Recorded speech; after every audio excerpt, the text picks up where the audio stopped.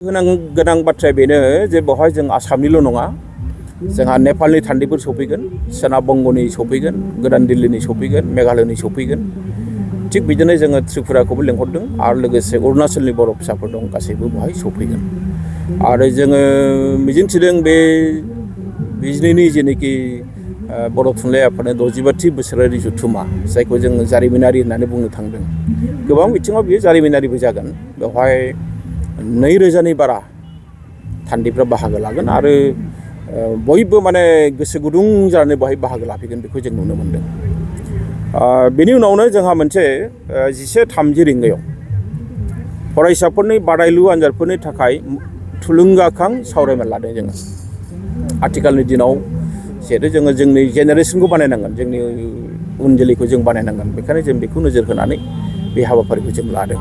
आरो बेवहाय मासिगिरि महरै जों हांख्रायदों मुस्रि हेमन्त नार्जारि, आजिरा मोननाय IAS बिथांखौ। बिथाङा सासे मुंदांखा IAS अफिसारमोन बै समाव, बिथाङा बाहागो लागोन। आरो बेखौ बेखेवगोन मुस्रि सरन नार्जारि,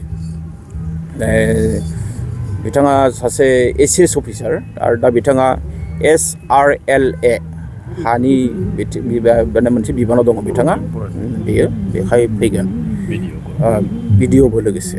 आरो बिथांजों लोगोसे फुंखा सुबुंफोर जोंहा दङ, खोब मोजां मोजां मानसिखौ जों लेंहरदों। जोंनि हारिनि जायफोर सम्पद, डक्टर कमल कुमार ब्रह्म गोरायुं, बिनेस्वर ब्रह्म सोरदिङारि फरायसालिमा, बिथाङा बाहागो लागोन फुंखा सुबुं महरै। Doctor Himalaya Basumatary, scientist F DRDO, बिथाङा हायद्राबादाव थायो, बिथाङाबो बाहागो लागोन, बिथाङा दंफैखायो। डक्टर अमित कुमार मुसाहारि, बिबुंगिरि क'क्राझार मेडिकेल कलेज, बिथांमोननि गेजेरजों जोङो अनजालु फरायसाफोरनो जों माखासे माने मा होनना बुङो, बिथांमोना जानो लुबैनाय माखासे गियानखौ जों होनो हागोन होननानै जोंहा फोथायनाय दङ। मानोना बिथांमोननि जि मोन्दांथि, बिथांमोननि जि रोंगौथि, बे मोन्दांथि आरो रोंगौथिया एसेल' नङा। बेखायनो जोंहा फोथायनाय दङ जोंनि फरायसाफोरखौ जोङो बे हाबाफारिनि गेजेरजों जों थुलुंगा होनो हागोन, जोंहा बे मोनसे फोथायनाय दङ। बेनि उनाव जोङो बेलासे 3 रिंगायाव जोंहा खन्थाइगिरि जथुम जागोन आरो बेखौ मासिगिरि लानानै दैदेनगोन मुस्रिमा सुनिति बसुमतारी, सासे गागि लिरगिरि, बिथाङा बिजनि हालामनिनो। आरो बेखौ बेखेवगोन डक्टर आदाराम बसुमतारी, गोरायुं, क'क्राझार हिन्जावसा फरायसालिमा, बिथाङा बेवहाय बेखौ बेखेवनानै होगोन। बेवहाय गोबां खन्थाइगिरिफ्रा बाहागो लागोन। मानोना जों मिथिगौ जे दिनैनि दिनाव बर' थुनलाइयाव, बर' हारिनि गेजेराव जोंहा लिरगिरिनि आंखाल गैया, थुनलाइगिरिनि आंखाल गैया। बेखायनो जोङो जोबोद माने गोजोननाय मोन्दों जे दासिमबो जोंनाव मुं फैगासिनो दङ। आरो बिथांमोननि बाहागो लानायजों जोंनि बे खन्थाइ मेल, जेनोखि खन्थाइगिरि जथुम, बे खन्थाइगिरि जथुमा जोबोद जाफुंसारै जोबलांगोन। बेनि उनावनो 4:30 रिंगायाव जों मोनसे गोनांथार आयदानि सायाव सावरायमेल लादों। बे जाहैबाय सोलायनायनि महर, बर'फोरनि गोदान समाज रांखान्थियारि जिउखौ बिजिरनाय। इंराजियाव होनदों कन्टुर्स अफ चेन्ज, एक्सप्लरिं द contemporary socio' economic life of द बड'स। आरो बेवहाय मासिगिरि महरै मासि लानानै सामलायगोन हाबाफारिखौ डक्टर बिरहासगिरि बसुमतारी, मानिजाथाव गोरायुं, बिजनि फरायसालिमा, बिथाङा बे मासिगिरि लागोन। आरो बेखौ बेखेवगोन मुस्रि सरन बर', केबिनेट मन्थ्रि आसाम सरकारनि गोदानै थिसनजानाय केबिनेट मन्थ्रि मुस्रि सरन बर', बिथाङा बेवहाय फैगोन आरो बिथाङा बे हाबाफारिखौ बेखेवनानै होगोन।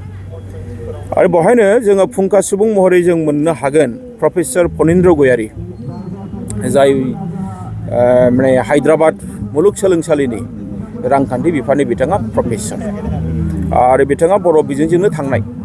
बेखायनो बिथांनि गेजेरजों जोंनि अनजालु फरायसाफ्रा गोबां माने गियानखौ मोननो हागोन, जोंहा फोथायनाय दङ। आरो बे हाबाफारियावनो दुलाराय बर' फरायसा आफादनि मानिजाथाव लेङाइ आफादगिरि मुस्रि खोरोमदाव औवारि, बिथाङाबो बाहागो लागोन फुंखा सुबुं महरै। आरो जों मोनबावदों गुवाहाटी IIT नि लेङाइ बिबुंगिरि डक्टर पिनुस हाज'वारि, बिथाङाबो बेवहाय बाहागो लागोन। मोनाबिलि 6 रिंगायाव जोंनि सेथि थान्दै जथुम जागोन। बयबो नेनानै दं बिजनिनि 65थि बर' थुनलाइ आफादनि बोसोरारि जथुमानि थान्दै मेलखौ बयबो नेना दं। जोंहा 3 जिरायगोन थान्दै जथुमा, आरो बिनिनो गिबि बे थान्दै मेला जागोन जोंहा 9 जानुवारिनि मोनाबिलि 6 रिंगानिफ्राय। थेंफाख्रि फोथारा फ्राय दान मोनसेसो जिरायनाय गैयाजासे बेवहाय खामानि सोलिबाय थादों आरो दिनै जोबथा बुब्लिसिम फैगासिनो दङ। आं दहायनो बुंदों जे जोंहा बर' थुनलाइ आफादनि 65थि बोसोरारि जथुम्मानि सानथामनि हाबाफारि काउन्टडाउनआ जोंहा आरम्भ जाबाय आरो जों मिजिंथिदों नोंथांमोननि खौरांगिरिफोरनि मददजों, नोंथांमोननि इउटिउबारफोरनि मददजों, प्रेस मिडियाफोरनि गेजेरजों जोंनि गासैबो रादाबफ्रा, जोंनि गासैबो बे जाफुंसारनाय जि एरेन्जमेन्ट बेफोरो बिराद मोजाङै गोसारगोन, पाब्लिसिटिया बिराद मोजाङै खारगोन। मानोना जोंनाव माखासे अजद होबाय थादों जे दासिमबो पाब्लिसिटिफ्रा जेरैबायदि जानांगौ बिदि जायाखै, मानोना आंबो फैबाय थानो हायाखै। बेखायनो मिजिंथिदों जिहेतु दिनै दंबावो, गाबोननो जोंहा जागोन। नोंथांमोना बोरै हायो नोंथांमोननि एंगेलनिफ्राय, नोंथांमोननि आवथानिफ्राय बेखौ जाहाथे मोजाङै पाब्लिसिटि खालामनानै होयो बेखौ जों मिजिंथिनाय थाबाय।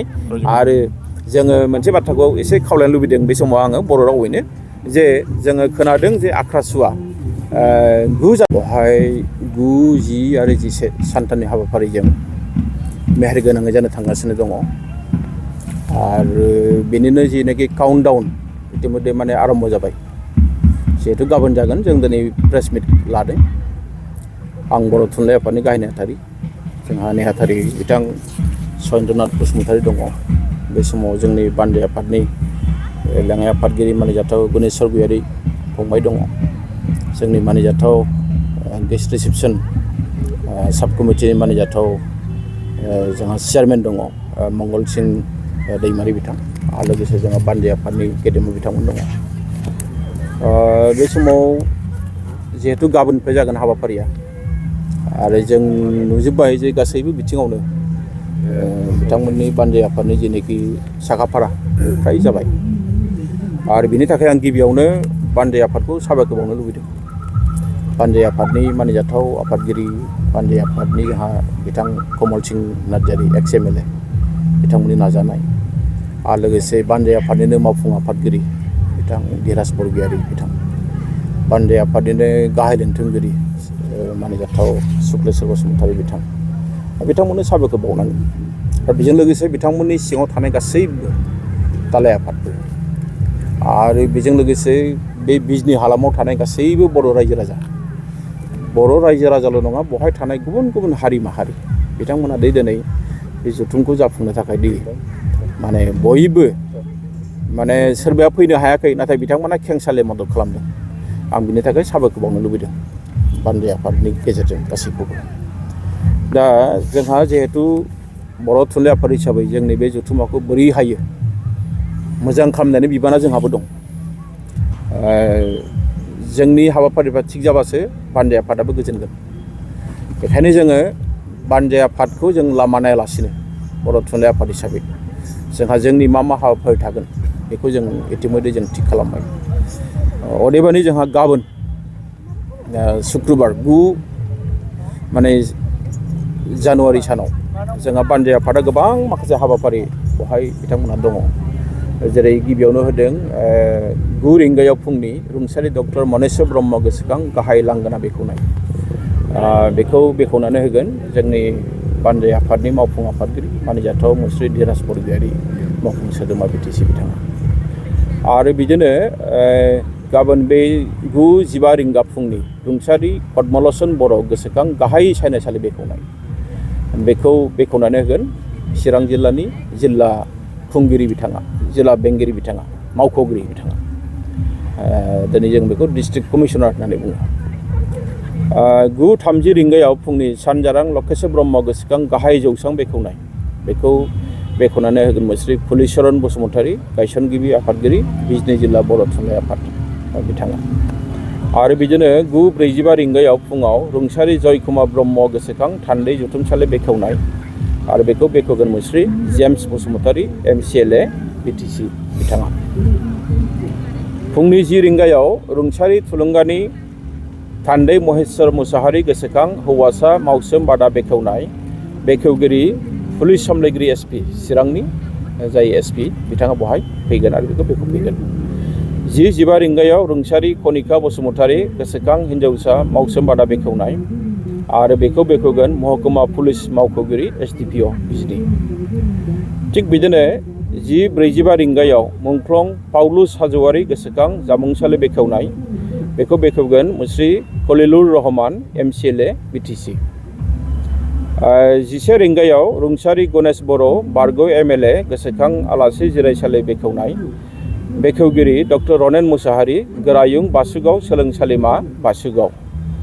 11:15 रिंगा फुंनि रुंसारि सीतानाथ गयारि गोसोखां थान्दैबादा हौवाफोरनि बेखेवनाय बेखेवगिरि मुस्रि मुसुखा बर' जेनेरेल मेनेजार बङाइगाव रिफाइनारि तालिगाव।